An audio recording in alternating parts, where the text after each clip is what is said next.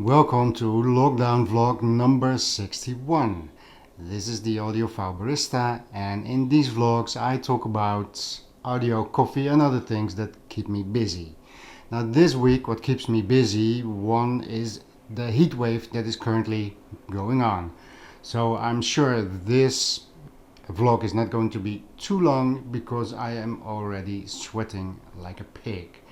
But last week I got a comment from one of you guys asking me what is the best way, the cheapest way to make a good cup of coffee. And I thought, well, that's an interesting question. And when I started to formulate my answer in the comments and thinking about that question, I thought, okay, well, there's a lot more that I can tell about why something would be the cheapest way or the best way. And I thought, well, that will be too long a vlog, so I will be making a separate video on that topic. But for today I will stick to the question, what is the cheapest way to make a good cup of coffee? And I put a few things right over here. And if we're looking at what will be the cheapest way to make a good cup of coffee, there's a few things to consider. I have two options, the Pourover or the French press, and if I had to choose between these two pure on price and performance, I will go for the French press. Now the Pourover will give you more ways of making your coffee instead of the French press, but one thing, for example, the Pourover, you will need paper filters, so every time you will waste some paper and you'll have to buy new ones, so you have this cost that will stay with you for all the time. And you already have the cost of your coffee beans, of course. I'll tell something about that also. Now the French press does not use a filter, so once you have bought it, it is, and if it doesn't break down, there's no really mechanical parts in there to break down. But this is a glass carafe, and I'll say, if you buy a French press, make sure it is a glass carafe. Over here I have a big one which is plastic. I got this for maybe $1, $2 in the thrift store, and I also found this one in the thrift store for, I don't know, what was it, $4, $5. So if you buy a good one, it can be a little bit expensive, but that is relative, of course. But the thing with the French press is that a lot of people buy these, they almost never use them, and so on Craigslist there will be a lot of them for very few prices, almost for very low prices, and almost never used. So that would be my first recommendation, is to buy a French press and to get a glass one, and make sure you get a second-hand one, because there are a lot of them out there that have maybe even not even being used for low prices because people want to get rid of it. But this will give you a great cup of coffee. Now there's something else I need to tell you, because the cost of coffee is not going to be your second-hand device, but mostly it will be your coffee beans. Now a lot of people will try pre-grounded, and I have to say something about that. Let me just, here's a few coffee beans. Now what you need to know in order to make a good cup of coffee, whether it's expensive or cheap, in order to make a good cup of coffee, you have to start with real beans. There's only one way to preserve the flavor of coffee, and that is in the bean itself. There's just no way around it. So I'm not going to even address pre-grounded coffee, only coffee beans. That is the only way to go. Now these are two coffees from the supermarket, and they mostly are cheaper than the ones you get from the official roasteries. They will be better. Freshly roasted beans will be better, but more expensive. So on the topic of keeping it as cheap as possible, there is the supermarket coffees, as I call them. Now you have the cheaper versions and the little bit more expensive versions, and there is even more expensive versions. I'm loving the Lavazza espresso coffee beans. They're not the cheapest and they're not the most expensive. But let me show you something. Here's a little experiment to show you why you also should not buy. So here's a few beans that I picked from this Lavazza. And as you can see, there is, well, not a lot of grit, just the beans. Now if I put this aside, if I take one of these, now look at the mess that you are getting right over here. This is not something that I've done to fake it, but this is just a mess. As you can see, a lot of these beans are just broken. So once the beans are, well, let's say open instead of, this is what I call closed, but all this grit, this will make your coffee taste horrible. So either you get all of that out, or you just go and pay a little bit more for actually good beans. Because what this people do is they keep this in, and all this mass is inside your kilo bag or 500 grams or whatever, but well, a part of it is just not usable, but they will sell you it as a kilo. So beans, that is the most important thing. If you want a good cup of coffee, there's no way other than starting with real beans. So then of course you need a grinder. Now I have two grinders. This is the one that I got first after I did some time with this hand grinder, and then I went to this more expensive grinder. Now that is not what will make you a cheap cup of coffee, because there really is not something like a cheap cup of coffee. There will be some expenses in there.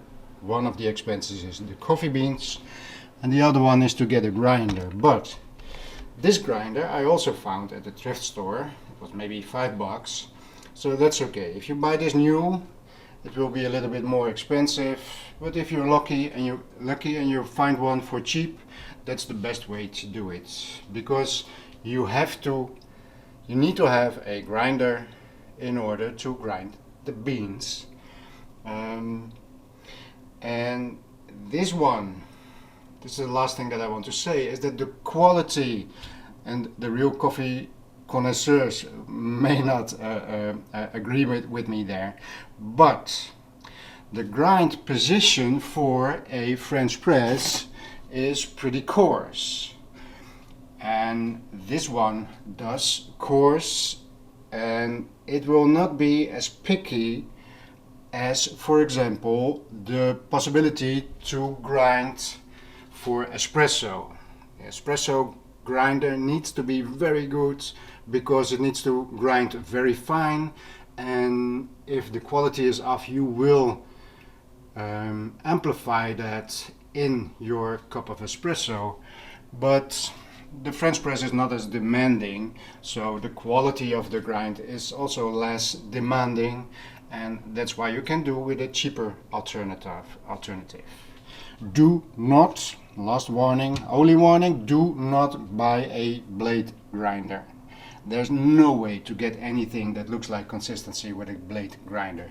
Just pick up one of these, and then you'll just make a French press. You put your beans in there, you put your water in there, you wait 3 minutes, and then you put down the plunger and you're done. Now the only downside from this method is that unless you have a very good This is a good one that I also bought for a little money.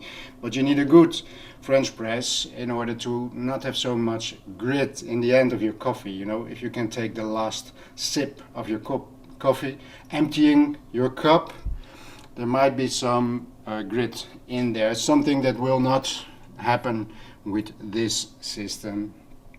And if you can find this for cheap and you find it okay to pay for paper filters every time, this is a cheapest way that will not get you any grit and will give you more diversity in how you make your coffee. But today's topic was what is the cheapest way to make a good cup of coffee, and then there's only the French press.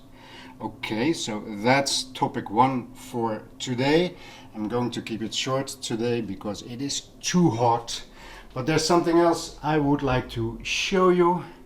Yes, it's a little bit dark here. I'm trying to keep the sun out of the house. I got myself a Google Home. Now, this is... Oh, she is already listening. Ik kan je stem niet verifiëren, dus ik kan geen persoonlijke gegevens delen.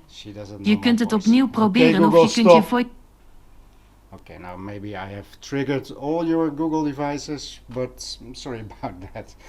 Anyways, I had a Google Home Mini and I replaced it with a Google Home. And there's a reason for that. And last week I made a little clip about the reason, and it is not what you think it will be. But here is the clip. So today we live in a wonderful time. That is from a technological standpoint. When I grew up, there was no internet. And I don't mean we had no internet connection or we did not pay for the internet. I mean internet was not invented yet. And today we have smart homes and can be connected to the rest of the world 24/7. I still remember dialing in via a telephone line with speeds that you can't even imagine how slow the internet was in those early days. And I remember cancelling downloads that were just 1 megabit because I would know it would take all weekend to download a big file like that.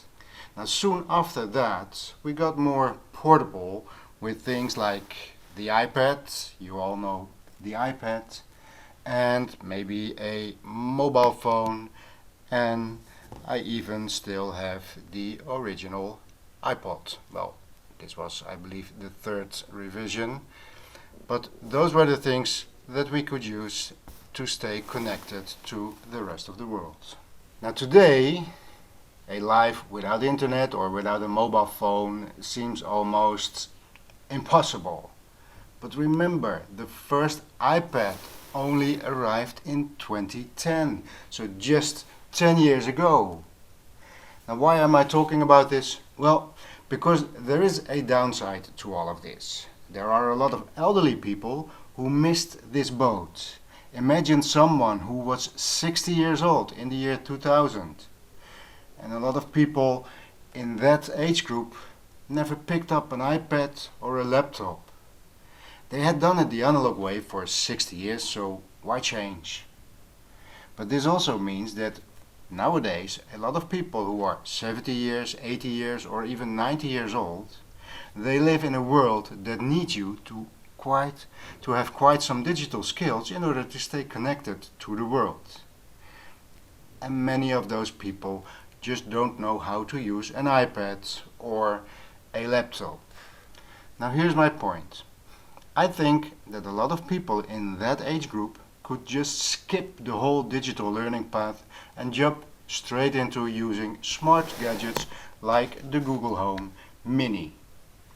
You don't need any skills to say, okay, play Radio 1 please, or okay, what time is it, or what is the weather going to be today? Now what prompted me to make this video is the fact that I know someone who is over 80 years old and recently she broke her arm.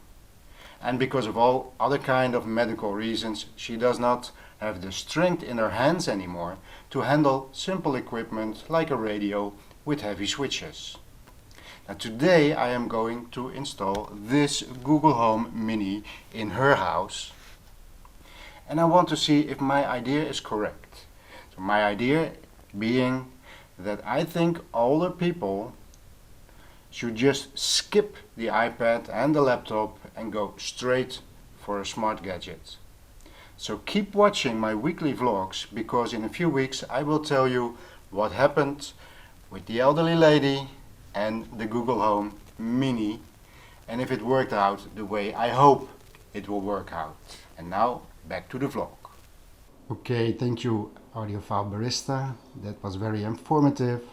So let me know what you think about the point that I raised there, and maybe you have experiences with that with your parents, or let me know in the comments below if you agree or maybe have another opinion, or well, just let me know. This was the weekly vlog number 61.